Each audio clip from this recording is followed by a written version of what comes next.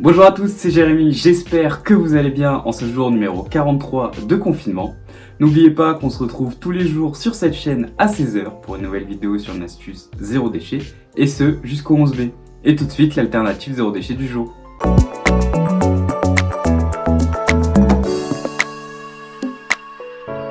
La mode nous entoure, que ce soit de la publicité à la télévision ou sur internet, les nombreuses vitrines dans les rues, des magasins ou des grandes enseignes, ou encore des influenceurs sur les réseaux sociaux.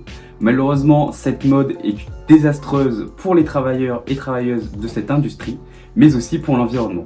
Je vous parle donc dans cette vidéo d'une action zéro déchet.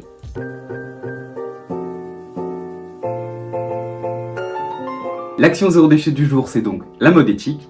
La mode éthique est un concept qui a été créé dans les années 1990 par certaines marques qui ont justement introduit un côté éthique à la mode. Puis la mode éthique a gagné en visibilité avec l'effondrement de l'usine Rana Plaza, qui était une usine insalubre au Bangladesh, qui a fait à peu près 1000 morts. Suite à cet événement, une partie du grand public a pris conscience qu'il fallait consommer plus éthique dans la mode. La mode éthique s'inspire du modèle de commerce équitable, puisqu'elle permet aux travailleurs et travailleuses de cette industrie d'avoir un salaire plus décent, d'appliquer les droits du travail, d'interdire l'esclavage ou encore le travail des enfants. La mode éthique évolue vers une mode qui est écologique, parfois une mode recyclée, voire une mode durable et locale. Plus globalement, la mode éthique devient une mode responsable. La mode écologique se soucie de son impact environnemental. Pour rappel, l'industrie textile est la deuxième plus polluante au monde. La mode écologique utilise donc des textiles peu polluants en utilisant des matières qui sont écologiques, biologiques ou recyclées.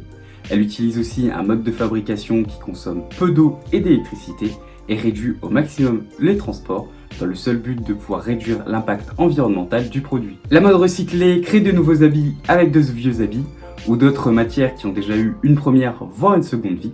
C'est le cas notamment de la Vie et Belt et de leur collection de caleçons upcyclés.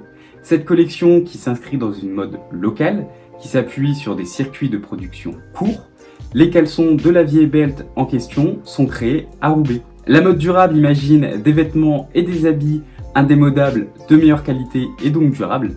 Le consommateur achète donc des vêtements de qualité pour consommer moins. Les matières souvent utilisées en mode éthique sont donc la fibre de bambou, la poudre de bambou, le chanvre, le coton bio, mais aussi le cuir de liège, d'ananas ou de cactus pour pouvoir remplacer le cuir animal, et il y a aussi certaines matières recyclées et certaines fibres végétales. Vous avez par exemple la marque Le T-shirt Propre, qui est une marque française qui conçoit des t-shirts pour hommes, femmes et enfants en coton bio ou en matière recyclée. Il y a aussi la marque 1083. Ce nom est inspiré de la distance qui sépare les deux villes les plus éloignées de France qui aident dans la production de leurs jeans ou de leurs baskets. Il existe de très nombreuses marques françaises de mode éthique. Je vous mets un lien dans la description vers un site qui référence pas mal de marques françaises éthiques. Bien sûr, je vous invite à faire vos propres recherches pour trouver des marques éthiques qui vous conviennent. Le pull que je porte actuellement est un exemple de vêtements provenant de la mode éthique. C'est un pull que j'ai acheté chez Jules et c'était une collection en collaboration avec la Gentle Factory. La Gentle Factory, c'est une marque française qui est éco-responsable, qui utilise des matières comme le coton bio. Je vous mets donc un lien dans la description vers leur site si ça vous intéresse. Merci à tous d'avoir regardé cette vidéo, j'espère qu'elle vous aura plu.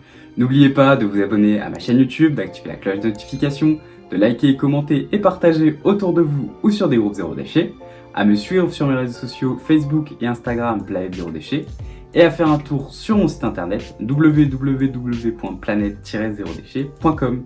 Et sur ce, je vous dis à demain, 16h.